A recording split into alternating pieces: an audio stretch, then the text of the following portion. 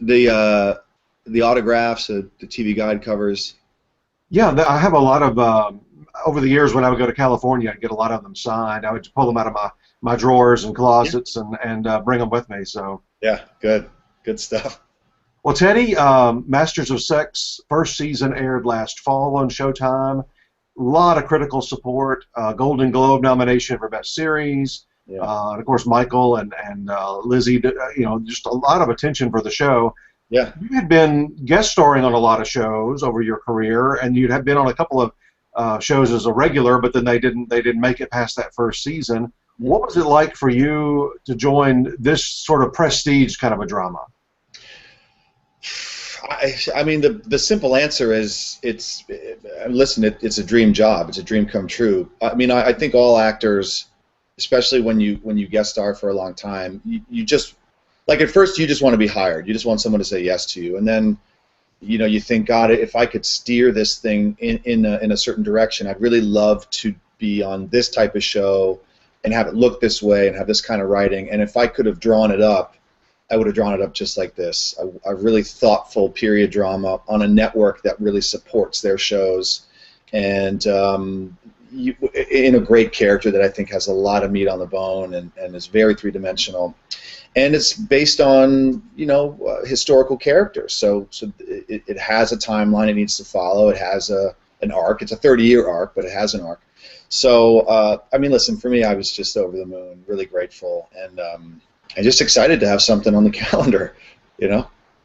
I think your career path is the majority of people that ultimately make it to a series, which is guest starring, getting your feet wet, learning the craft, maybe joining a show that doesn't make it. I mean, I think that's the typical. But then, to knock a home run though, to be on a show like this, what did you learn over those years that prepared you for this stage?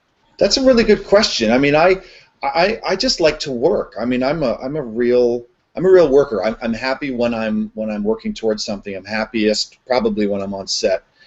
And so if I learned anything, it's just that you just never know. I mean, I guest starred on Studio 60 in the first couple of episodes, and everybody thought that was going to be a massive hit. And it had its critical success, and it did garner some award support, but it sort of came and went. And so anyway, you just don't know. Just for me, I just feel like show up for work, do your best, know your stuff, be flexible, be open to finding it in the moment, and then ideally that sort of thing will land another job because people want to work with people who do just show up and be professional and are nice to be around and all of those things. So yeah, I think that for me is probably what I learned most, and also I just learned from watching some of the greats.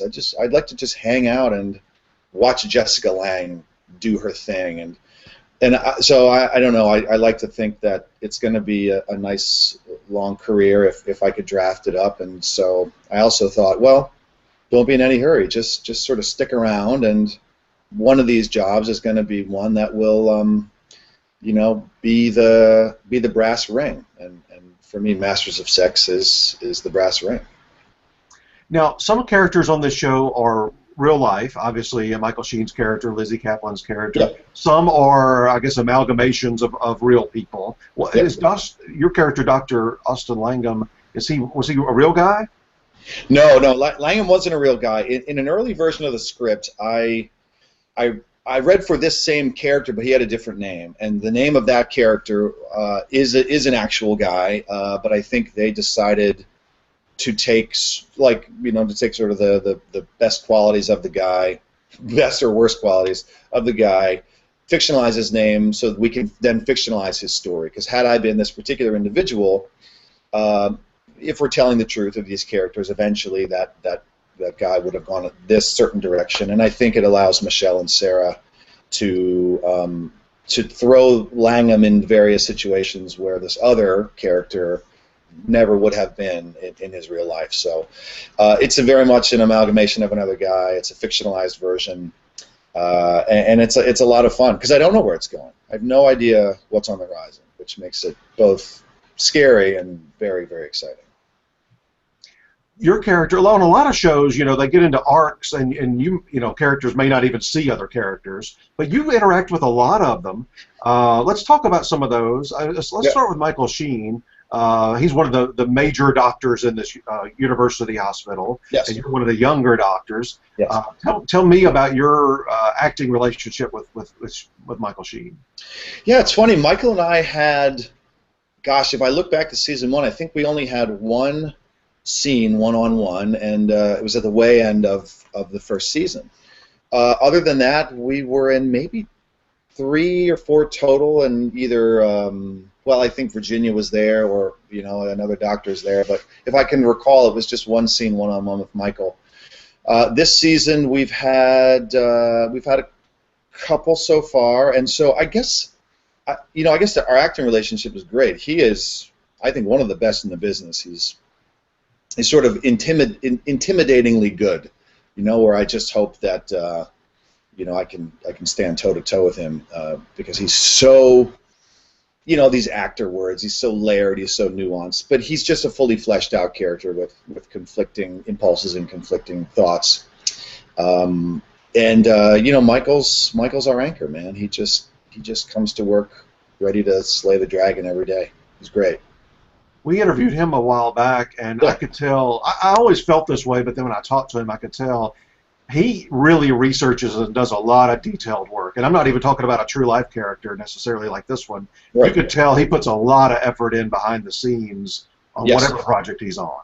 Yes, yeah, absolutely. He really dives in. I don't think you'll find him without some sort of book or some sort of source material, too far away from him. Yeah, he really gives it his all. And his name is on the product. The title of the show is Masters of Sex, and Dr. Masters he's the guy. He's number one. We're seeing his story and really his relationship with Virginia.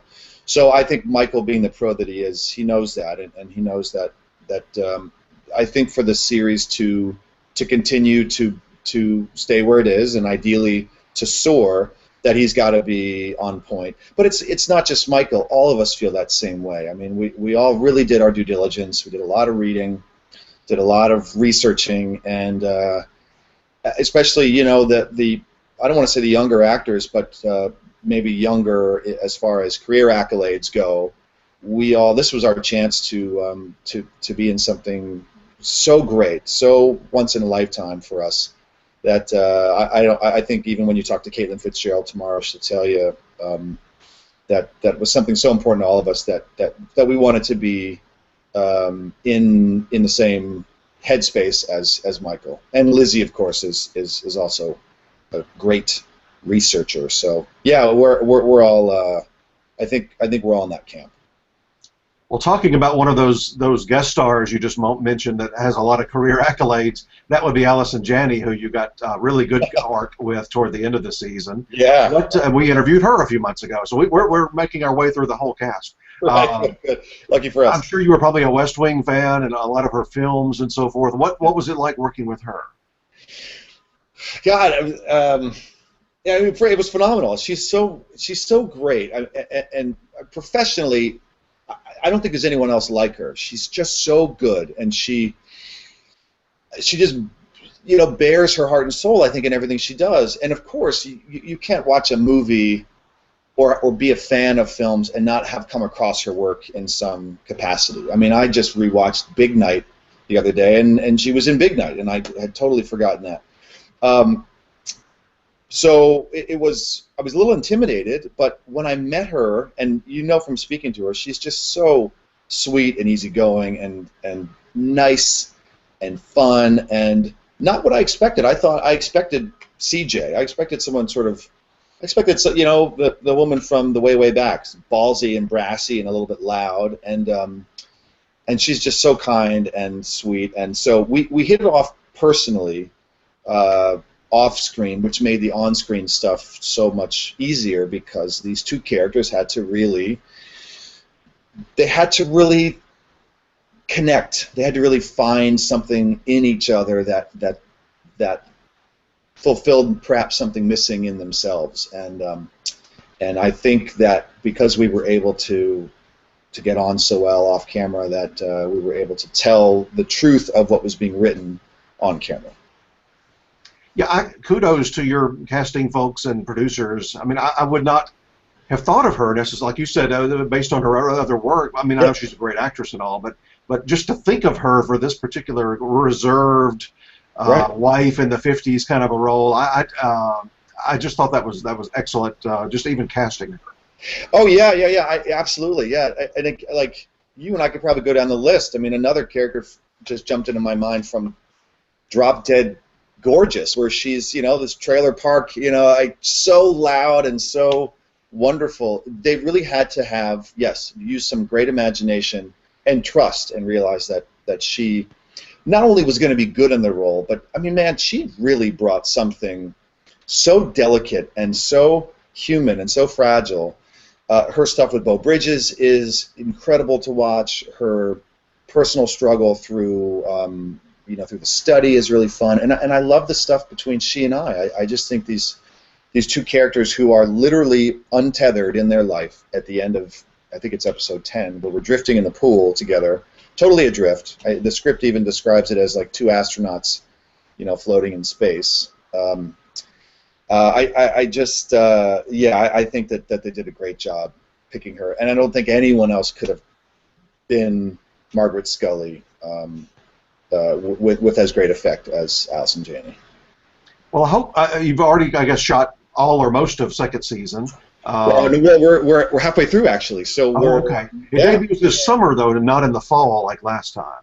Yeah, it's and I don't know what the reason was behind that, but I will tell you, it's exciting to come back a little earlier, and to hear from folks who love the show. They're quite excited to get it 3 months early. I think you don't follow all of this like we do on our awards website, but I think it's very sneaky of Showtime. They're following the old AMC process of having new episodes for a new season airing while Emmy voters have their ballots. Yeah, in other words, they take advantage of all the promotion and all of the hoopla over a new season. Even though those episodes aren't being considered, it's like an extra bit of push while those ballots are out. That's it. Yeah, that's interesting. That's some strategery, I guess, right there. That's right. Yeah, Breaking Bad has done that. Mad Men the first few years did that. So I'm expecting a lot of good things on the Emmy ballot this year for many of you. You got to go to the Golden Globes back in January. The show was nominated. What was that party like? I've never been to anything like that before, and I'm such a lover of TV and film. My wife and I mean, that's our nightly ritual. We just plop down on the rug, we throw a couple pillows on the floor, and we go through our list of things to do. So for me to be in that room, I mean, was awesome. Also to be in the room as a first-year show, we weren't. I mean, to be nominated, among shows like Breaking Bad and Downton Abbey and The Good Wife, House of Cards, to be mentioned in the same breath as those shows who have had more than one season, and that are the best shows on TV. It was just great, and I just had my head on a swivel being in that room, seeing all these really great people who I just really admire. I just really love TV and film, and it was a career highlight for me, no doubt. Yeah. Tell us a person or two that really made your night that you got to shake hands with or say hello. Well, I always love seeing Sarah Paulson. We worked together on American Horror Story and on Studio 60 actually, which is actually how we met. And then we didn't have any scenes on Horror Story, but I would see her around the lot. She's great, and everything she does I think is great. So it was really fun to catch up with her.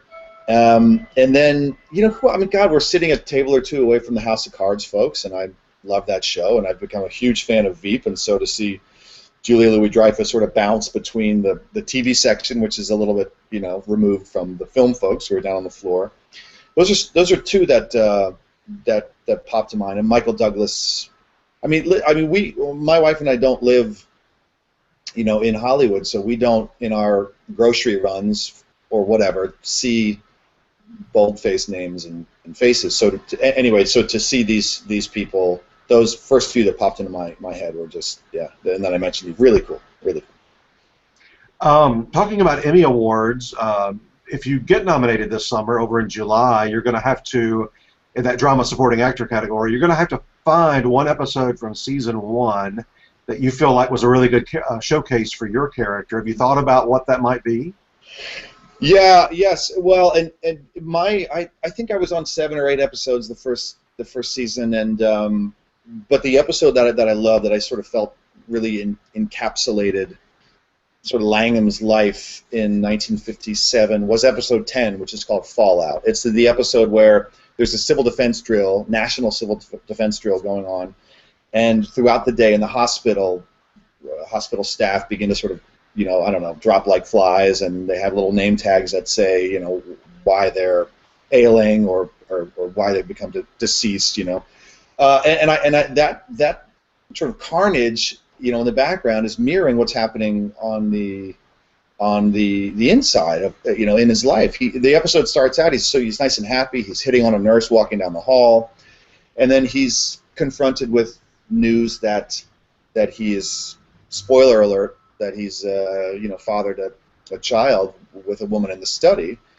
and his life begins sort of falling apart the same way everyone's life is metaphorically falling apart due to this civil defense drill. And then he seeks out Alice and Janney in the pool, and I just love that. Like, when his life is falling apart, he goes back to this older woman who clearly touched something in himself that was so scary and so unnerving that he broke up with her, but yet he goes and seeks her out in the university pool. He remembers her saying that she liked to swim. It was a throwaway line leaving the movie theater when he first bumped into her, and I just thought that was so wonderful and so beautiful, and also sort of leaves us with a lot of places to go for season 2, and I really like that episode. Again, just to wrap this thought up, that it sort of encapsulated everything from sort of a lighthearted, happy-go-lucky Langham to a, my God, everything is falling apart. What do I do now? And it was an emotional episode for me to go through, but it was the most fun as well. I just loved it. I was hoping that would be the one you would pick. I thought you had the most to do in that one, which is important. From an Emmy standpoint, you want a lot of screen time, but you want to have that range, and that, I think that's a really good one for you. Oh, well, thank you very much. It was my favorite of the year, and really not just because I was in it. I just thought it was so well written, and it was a very watchable, very fun episode. Leslie Linka Glatter directed it, and Sam Shaw wrote it, and yeah. Well, thank you very much. That was my favorite. Well, that drama supporting actor, that's one of the toughest categories in the world to get into. I mean, you got Aaron Paul and Dean Norris and Mandy Patinkin and Peter Dinklage, but if you do break through, that'll make you competitive. Well, I guess I'm sort of stammering because those are all actors who I'm in awe of.